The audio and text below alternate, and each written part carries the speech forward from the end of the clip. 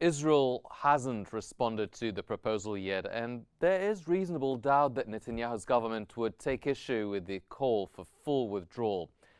Why is the occupation hesitant to engage with such a comprehensive framework? For a very simple reason, Hani.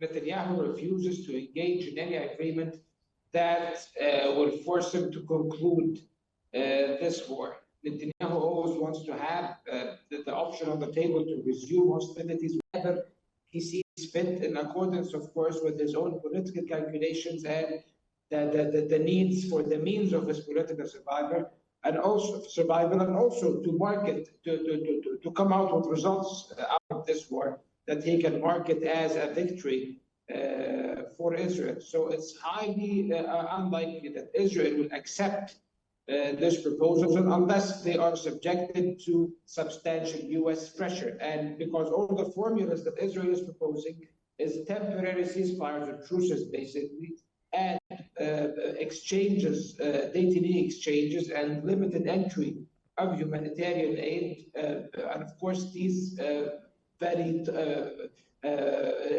temporary ceasefires are always timed by certain time periods, and after the expiration, Israel might reserve the right to resume hostilities, and also the idea that they will withdraw from the buffer zones they have created in southern Gaza and Rafah, beyond the Barrage corridor, and also throughout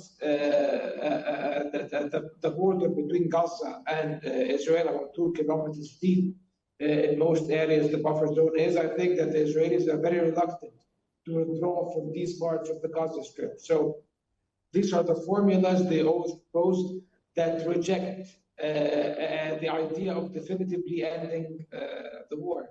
On the other hand, the United States, as things stands, there is an upcoming tour by President Trump of the Middle East. He's supposed to go visit 3 Arab countries in the Gulf, and he is by mid-May, and he is very interested in achieving some sort of breakthrough, reportedly at least, according to the U.S. media, in Gaza prior to his visit. So I think the Egyptian-Qatari proposal by the mediators presents a formula that could be very convenient to the American conditions for ending this war, and for the Israeli conditions as well, partially at least, because the only problem for them is that it takes the idea of displacement off the table, and it ensures the return of the Palestinian Authority. And at the same time, as we said, it ensures the continuation of Palestinian existence in Gaza. This is the most important thing.